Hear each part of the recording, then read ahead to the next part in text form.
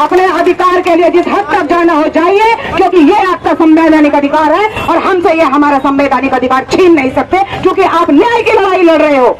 ये किसी माफिया की लड़ाई नहीं, ये किसी खनन माफिया की लड़ाई नहीं, खनन पट्टे के लिए लड़ाई नहीं, शराब के पट्टे के लिए लड़ाई नहीं, किसी ठेके के लिए लड़ाई नहीं।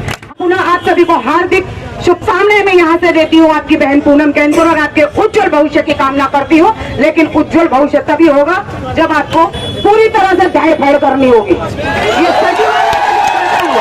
तो वो डर रहे हैं, आप मजबूत है।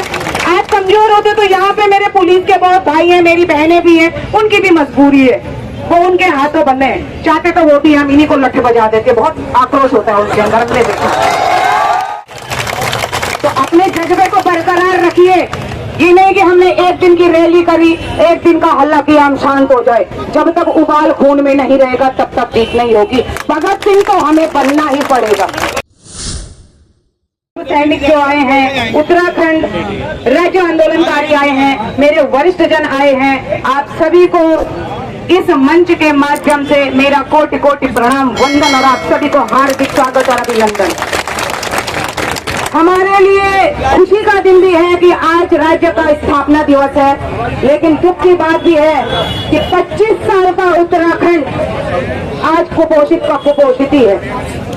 नेताओं ने, अधिकारियों ने अपने को तो पोषित किया, लेकिन हम आज भी उसी पायदान पे हैं जिस पायदान से इस पृथक राज्य के अवधारणा की लड़ाई शुरू हुई। बड़े दुख के साथ बोलना पड़ रहा है कि 25 साल के बाद भी किस अवधारणा को लेकर हमने उत्तराखंड बनाया था, किस लिए हमने उत्तराखंड बनाया था, किस लिए यहाँ पे इतनी शहादतें हुई थी, क्यों हमारी हजारों की संख्या में बहादुर शक्तियां सड़कों पे उतरी थी। गांव-गांव, गली से लेकर चप्पे चप्पे तक एक बड़ा आंदोलन हुआ था कि एक छोटा सा राज्य उत्तराखंड बनेगा जो समृद्ध होगा, खुशहाल होगा, हमारे बच्चों को रोजगार मिलेगा। लेकिन आज क्या हुआ? आज हमारे सारे युवा सड़कों में भटक रहे हैं। इससे बड़े शर्म की बात इन सरकारों को और नेताओं के लिए कुछ नहीं हो सकती जो आज है, लेकिन हमारे लिए भी खेद का विषय है कि हम वोट देके इन्हें चुनते जा रहे, चुनते जा रहे, चुनते जा रहे और बिठाते जा रहे। आज आप लोग यहाँ पे इकट्ठा हुए हैं, उत्तराखंड से एक क्रांति ने जन्म लिया जिसका नाम बॉबी पवार है। मैं सैल्यूट करती हूँ अपने उस भाई को। सैल्यूट इसलिए भी बनता है कि एक साधारण से घर के लड़के ने, एक साधारण से पहाड़ के युवा ने एक असाधारण कार्य किया और इतनी बड़ी शक्ति को एक धागे में पिरो दिया कि आज शासन और प्रशासन आपके आगे कम से कम नतमस्तक तो हुआ। तो मैं आप सभी से यही आह्वान करती हूँ और आज यही बोलती हूँ कि पृथक राज्य के आंदोलन से लेकर आज तक हम लोग भी आंदोलन कर रहे हैं। आज उत्तराखंड की दशा और दिशा कोई बदल सकता है तो वो सिर्फ और सिर्फ युवा बदल सकता है। ये उत्तराखंड युवा का है, ये उत्तराखंड आपका है। आपको विधानसभाओं में होना चाहिए, आपको सचिवालयों में होना चाहिए, तब यहाँ की दशा सुधरेगी।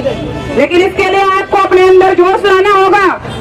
मैं तो आज आह्वान करती हूँ समस्त मातृशक्ति से, हम सबके बच्चे बेरोजगार हैं, सबकी माताओं को और बहनों को भी सड़क पे उतरना चाहिए अपने बच्चों के लिए। बंद कर दो इन नेताओं की रैलियों में जाना, बंद कर दो ये नेता भीड़ का हिस्सा आपको जहाँ बनाते हैं। आज हमारी प्राथमिकता यही है कि हमारा हर बच्चा बेरोजगार है, हर बच्चा फ्रस्ट्रेशन में है, हर बच्चा सुसाइड कर रहा है, हर बच्चा आत्महत्या कर रहा है। माँ बाप कर्जा ले लेके बच्चों को पढ़ा रहे हैं और उनके परीक्षा का परिणाम क्या है, इन चीजों पे हमें मनन करना होगा, न कि उनकी भीड़ का हिस्सा बनना होगा। आपके साथ कंधे से कंधा मिला के हर माँ को सड़क में उतरना होगा। दिया इनकी, क्या दिया इन्होंने हमें और ये क्या हमारे साथ कर रहे हैं। तो आप सभी लोग एक होकर अपनी लड़ाई लड़े। हमारी शुभकामनाएं आपके साथ हैं, हम आपके साथ हैं, क्योंकि आपका भविष्य अंधकार में है, ये तय है। और नेता नहीं चाहते कि आपका भविष्य बने। अगर आपका भविष्य बनेगा तो इनके लिए गर्री और झंडे और डंडे कौन उठाएगा? इनके बच्चे तो पढ़ रहे हैं, इनके बच्चे विदेशों में पढ़ रहे हैं, इनके बच्चे नालायक भी होंगे तो कल उन्हें टिकट मिलेगा, वो बैठ जाएंगे विधानसभाओं में, और हमारे बच्चे इनके लिए झंडे डंडे और दर्रियां बिछाते रहेंगे। यही ये नेता चाहते हैं। तो सभी एक हो जाए। सरकारें बात करती है महिला सशक्तिकरण की, सरकार बात करती है बेटियों को पढ़ाने की, सशक्त बनाने की। ये है हमारी बेटियां, सड़कों में हमारी बेटियां बैठी हैं। मैं निवेदन करती हूँ अपनी मीडिया से भी, दिखाएं ये हमारी उत्तराखंड की बेटियां जिन्हें सशक्त इन सरकारों ने कर दिया। कितने सशक्त इन्होंने किया है। आप हाथ उठाइए, आप सशक्त होते तो आप सड़कों पे रहते, आप कुर्सियों में बैठे होते। आप जैसे शिक्षित और समझदार क्रांतिकारी जिस दिन वहां कुर्सियों में बैठे सचिवालयों में गए या सत्ता के गलियारों में गए तो उन्हें पता है आप तो उन्हें खदेड़ खदेड़ के वैसे ही भगा दोगे। तो अपने जज्बे को बरकरार रखिए। ये नहीं कि हमने एक दिन की रैली करी, एक दिन का हल्ला किया हम शांत हो जाए। जब तक उबाल खून में नहीं रहेगा तब तक जीत नहीं होगी। भगत सिंह तो हमें बनना ही पड़ेगा, क्योंकि बिना क्रांति के कुछ नहीं मिलने वाला, कुछ भी नहीं मिलने वाला। और जिस राज्य में इस तरह की तानाशाही हो, इस तरह का जोर जुल्म हो, वहां के लिए तो आपको भगत सिंह बनना ही पड़ेगा। और आप सबसे पहाड़ी से हो और पहाड़ी तो भी अपना आप मजबूत रहेगा। अगर आप लड़की ये पृथक राज्य उत्तराखंड की नींव रख सकता है, ये उत्तराखंड का मान सकता है, ये उत्तराखंड का बलिदान ले सकता है, आप हुआ पूर्वजों की संतान जो है, आप अपना अधिकार का वास्ता यूं तक खदेड़ सकता हुआ अपने अधिकार के लिए जिस हद तक जाना हो जाइए, क्योंकि ये आपका संवैधानिक अधिकार है और हमसे ये हमारा संवैधानिक अधिकार छीन नहीं सकते, क्योंकि आप न्याय की लड़ाई लड़ रहे हो। ये किसी माफिया की लड़ाई नहीं, ये किसी खनन माफिया की लड़ाई नहीं, खनन पट्टे के लिए लड़ाई नहीं, शराब के पट्टे के लिए लड़ाई नहीं, किसी ठेके के लिए लड़ाई नहीं। हमारे बच्चों ने पढ़ाई की है और वो अपनी शिक्षा के एवज में अपने लिए रोजगार चाहते हैं और हर हाथ रोजगार उत्तराखंड के हर बच्चे का अधिकार है। इसीलिए लोगों ने शहादतें दी थी। आपको वहां बिठाने के लिए, अय्याशी करने के लिए, अपना पेट भरने के लिए उत्तराखंड नहीं बनाया था, ये शहादतें नहीं हुई थी।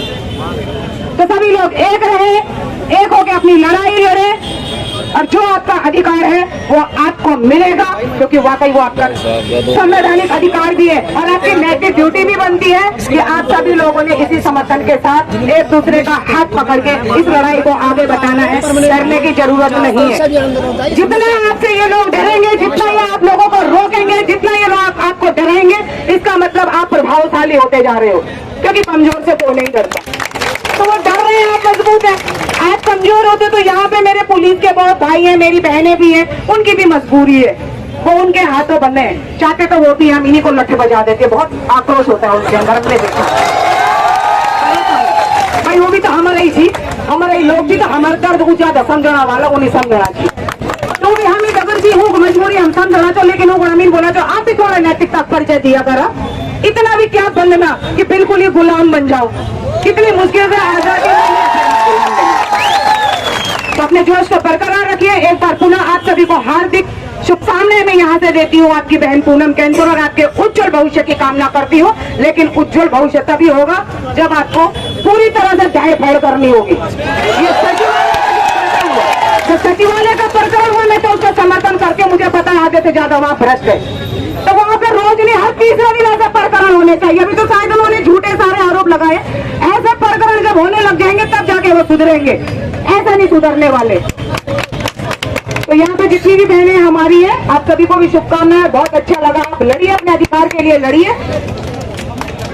और जितने लोग यहाँ पे आए उनका भी तहे दिल से मैं शुक्रिया अदा करती हूँ, धन्यवाद अदा करती हूँ कि आप अपने बच्चों को, अपने भाइयों का ऐसे ही हौसला अफजाई करते रहे। और जितने भी क्रांतिकारी है, मैं देखती रहती हूँ सोशल मीडिया पे, आप सब भी बधाई के पात्र हैं। वो कहते हैं ना कि पीर पर्वत से पिघलनी चाहिए, आज हिमालय से कोई गंगा निकलनी चाहिए। मेरे दिल में न सही, तेरे दिल में सही, कहीं तो वो आग निकलनी चाहिए। धन्यवाद। जय भारत, जय उत्तराखंड।